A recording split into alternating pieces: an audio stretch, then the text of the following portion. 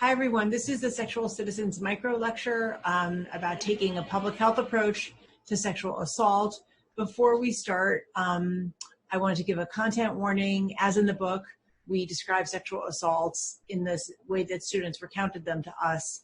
This material can be hard to hear. It was hard for us to hear. It's always hard to talk about, and of course, harder even for many of the students who lived it. If you need to take a break while listening, please do so. If you want someone to call, the RAIN hotline is 1-800-656-HOPE. That's 1-800-656-4673. Please know that you are never alone. So there was a moment before even Me Too was a hashtag when it seemed like everyone was talking about campus sexual assault all across America. The Obama White House had sent out the Dear Colleague letter detailing what schools needed to do about sexual assault to be compliant with Title IX.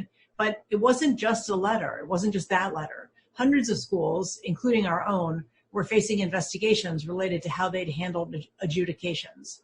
So there was a lot of conversation in the press about adjudication. The movie The Hunting Ground came out.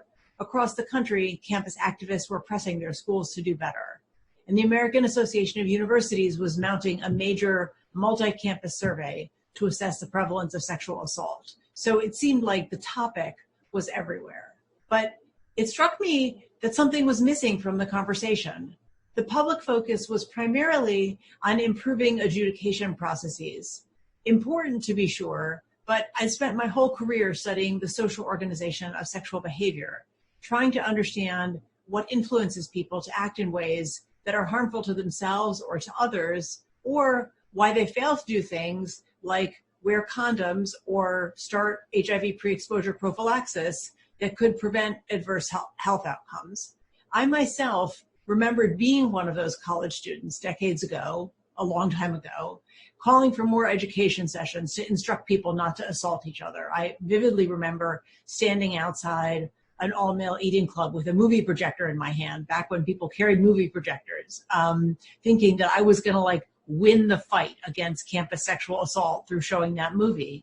But I learned over 3 decades at the intersection of social science and public health that our A game in public health is not yakking at people to do better. If you think about the great public health achievements of the 20th century, things like safer workplaces, safer foods, motor vehicle safety, and tobacco control, those changes came about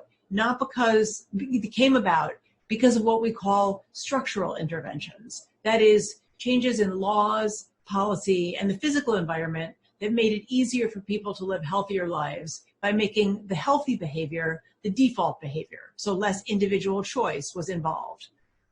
Thinking about my favorite public health accomplishment, the weekend. The 5-day work week didn't come about just because of individual people deciding to work less. It was produced by organized collective action, pressing government for occupational safety and health legislation. Or think about clean water. You turn on the tap, clean water comes out, you drink it, you don't die of diarrhea. Public investment supported engineers to design and build ambitious clean water systems in cities around the world. Sadly, not in enough cities, but in still many cities. So we wanted to know, what was the clean water equivalent of sexual assault prevention? Or, as I have said many times about HIV prevention, what would it look like for prevention to go beyond working one penis at a time? This idea of seeing how sexual assault is designed into the fabric of campus life and thinking about what it would mean to then design it out is grounded in the idea that sexual assault is socially produced. Our point is not about the damage caused by sexual assault or about the intentions of the assaulters. Those are important questions, and unquestionably, sexual assault causes enormous individual and social harm, and some of that harm is intentional. But rather, our point is that anything that is that common cannot only be the product of individual bad behavior. We're not the only people with IZEA. There are people working on situational prevention, and one of the major articles to come out of the CDC reviewing prevention work pointed to the importance of what people in public health call the social ecological model, which looks at all of the different layers, the individual, the interpersonal, the community, and the structural. That same review article also pointed to where the biggest gap is, which is in community level prevention. So if you think about the interventions that you might be familiar with for prevention, things like bystander interventions, those mostly work at the interpersonal level by encouraging people to act in their social relationships with other people. But in Sexual Citizens, we're thinking on a different level, on a bigger level, thinking about how we can transform the environment to build safer campuses. And so this principle that Jennifer has, or framework that Jennifer has outlined about taking a public health approach, I'm going to try and talk through how we actually did this. So how we took this framework and put it into practice. And, you know, we spend some time in the methods lectures as part of this outlining what it is that we did, but I'm going to give just a quick refresher and talk about how this was part of that public health approach. So we're part of a much bigger project co-led by Jennifer and Claudia Mellons called the Sexual Health Initiative to Foster Transformation, or SHIFT. And that project included using a range of methods, a survey of 1,600 students, a daily diary that tracked students for 60 days, and an ethnography that Jennifer and I led together. And the ethnography was realized by a team, not just us, but many other researchers, about 5 other people who joined us in interviewing 151 students, spending a couple hours talking about their lives, following up with many of them for up to 3 sessions of interviews, hanging out with people in different spaces, at sporting events, fraternity basements, dorm rooms, religious student spaces, and then running focus groups to see how it was that people collectively talked about issues of sex and sexual assault. Now, why did we do all of this? Why did we do all of these methods? Well, in some ways, the methods matched the framework, or sought to match the framework. They sought to ask, what are the multiple layers or factors that produce the social experience of sexuality and sexual experience on college campuses, and then consequently of sexual assault?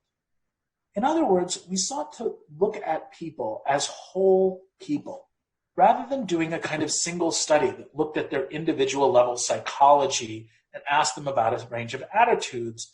We wanted to see them as embedded in social systems, embedded within relationships with other people, embedded within different organizational environments on campus, by which we mean like being part of different kinds of groups, be that a sports team or an intramural sports team, particular, like maybe you're part of the poetry club. Those are all different little organizations on campus that may influence you, and immersed within a broader campus culture. We talk about this as an ecological model. So thinking about the campus as a total ecology made up of the individuals on that campus, but not determined totally by those individuals. In other words, the individuals are enmeshed in relationships with one another, they're enmeshed in organizations, and they're enmeshed in a campus and a national culture that has impacts on their sexual expression and on their likely experiences of sexual assault. And so this meant gathering data that allowed us to look at all of these levels of analysis, taking a systemic view, thinking at systems level that the public health approach allows us to do, helps us see the multiple systems at work on campus that may be producing sexual assault. So I want to tell a story here and sort of peel back the layers of what a kind of individual level of analysis of the story would tell us versus a public health approach. So this is a story Jennifer and I tell a lot. It's a story of Scott and Lucy. And we tell it a lot in part because it's sort of the story that reflects the classic understanding of assault on campus.